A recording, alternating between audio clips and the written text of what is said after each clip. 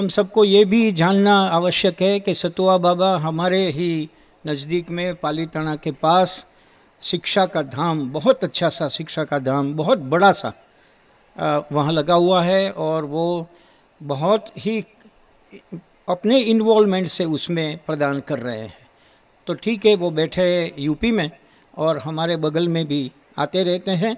आज उनका यहाँ आना एक सुभग समन्वय है। आए थे बापू के मेहमान बन के और सहज भाव से बापू के साथ यहाँ पधारे हैं। मैं आपका फिर से अनुग्रह व्यक्त करता हूँ। રેખાબેન, એક બાબત આપે જે કહી કે ધર્મ એ ધરતી છે, પણ જાણવા જેવું એ છે કે ખરેખર ધરતી ઉપર ઉગેલું એકમાત્ર વૃક્ષ કોઈ હોય, વટવૃક્ષને પણ અનેક ગણો કરે તો એ ધર્મ છે. અને સંપ્રદાયો તો એમાંથી જે ટેટાઓ બીજે વયા ગયા હોય અને પછી કોઈક પાણીએ એને સોચ્યા હોય, એમાંથી પછી ભાદરવાના ભીંડાની જેમ જે ઉગી જાય એવી રીતે ફાલેલા સંપ્રદાયો છે. મને પહેલાં પ્રશ્ન થયો હતો, મેં નનકુભાઈ વાત કરી હતી કે ધર્મસભા એવું કેમ નામ આપો છો, કારણ શું? પણ એમના કાગબાપુના ઉચ્ચારોથી એણે મને સાંત્વના આપ્યું. પણ મને એવું લાગે છે કે વારે તહેવારે હવે આ આપણે કરવું પડશે. એનું કારણ કે આપણે આ નથી કરતા, બાકીના બધા આ જ કરે છે. એમાં બીજું કાંઈ નથી, પણ ઢોલ પીટવાનું કામ કરે છે.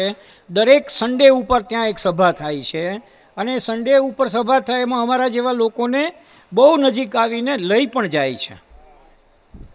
તો આપણે હવે એક સમય આવ્યો છે કે જ્યારે તમે સનાતન એવું બોલો છો તો એ જાણી લેવું પડે કે આપણે જે વેદને પ્રથમ ગ્રંથ કહીએ છીએ એ વેદની અંદર તો ધ્રુવ ધાતુ ઉપરથી ધારણ કરવું એને ધર્મ કયો.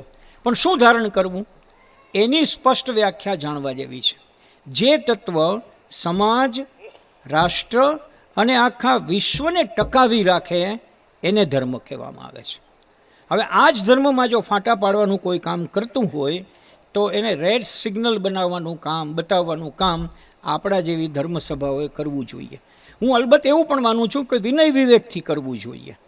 આપણે એવી ધર્મસભાઓમાં નથી જવું કે જ્યાં સામા લોકોને પણ પાછો બહુ મોટો પાનો ચડે એવી રીતે આપણે અપશબ્દો પણ બોલતા હોઈએ. ના, એ નથી કરવું. મારે મારી મર્યાદા અને મારો વિવેક જાળવીને, આપણને ગાંધી બાપુએ શીખ્યું છે સવિનય કાનૂન ભંગ.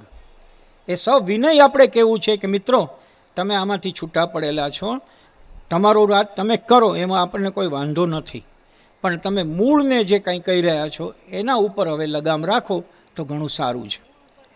મૂળ ઉપર આપણે વધતા રહીએ અને એટલા માટે આ ધર્મસભા છે. ને મને પોતાને એવો પ્રશ્ન થયો હતો રેખાબેન કે ધર્મની વાત કરવી હોય તો શું કહેશું આપણે? વિદ્યાર્થીઓને જે આપે વાત કરી, નાના નાના વિદ્યાર્થીઓ સુધી ગીતા પહોંચાડવા કરતાં પણ જરૂરી એ છે કે આપણે જે વાર્તાઓ કહી એ એના સુધી પહોંચાડી. આપણે કહીએ કે ક્યાં છે. હમણાં જ બાપુ એક પ્રસંગ બન્યો કે શિવકુંજ આશ્રમ જાળિયાના માતાજી અમારી નિવાસે પધાર્યા અને ત્યારે એણે કહ્યું કે 147 વર્ષના એક સાધુ, આંગળિયા એવું પાલીતાણા પાસેનું ગામ છે, ત્યાં છે અને એ દર વર્ષે એક વખત આશ્રમ આવે છે. મેં કીધું હવે આવે તો અગાઉથી જાણ કરજો, આપણે એના દર્શન કરીશું. એમણે વિદાય લીધા પછી સાંજે એણે એક વિડીયો મોકલ્યો કે એ સાધુ આજે જ આપણે વાત કરતા હતા ત્યારે આશ્રમ ઉપર બેઠેલા છે.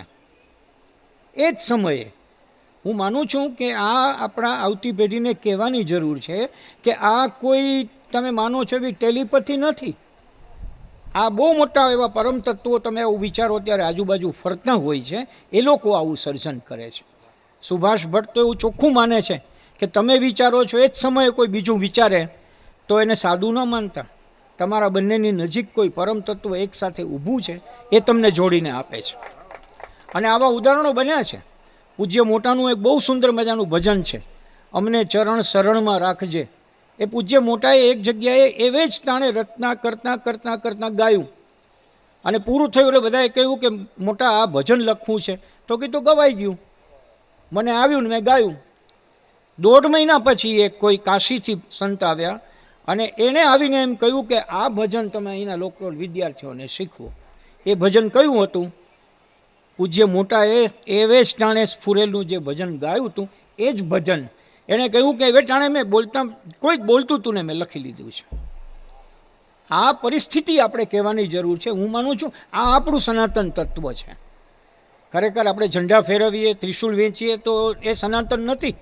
આ વાત આપણે કહેવી પડશે નવી પેઢીને કે ભાઈ આ તત્વ અહીંયા પડ્યું છે, આ બીજ અહીંયા છે. આવું જ એક બીજું બીજ એટલે જય વસાવડા. એના વિશે મારે કાંઈ ન કહેવાય. 1000 હાથવાળી એની માતાજી, એમણે એને એવો સિંચ્યો છે બાળપણની અંદર કે આ વૃદ્ધ થશે ત્યાં સુધી આટલું જ નોન સ્ટોપ બેટિંગ કરવાનો છે. કારણ કે એની ઉપર એના માતાજીના આશીર્વાદ છે. અને બહુ જ નાનપણમાં એક માએ શું કરવું જોઈએ, રેખાબેન હું આપને પણ વિનંતી કરું, એક માં શું કરી શકે? ભણાવે નહીં તો ચાલે, પણ એની પાસે વાર્તાનો અને જગતના ઇતિહાસની નાની નાની ચોપડીઓ મૂકી દે તો એમાંથી એક જય વસાવડા આપણને મળે. હું જઈને વિનંતી કરું કે તે આવે અને આપણને વાત કરે.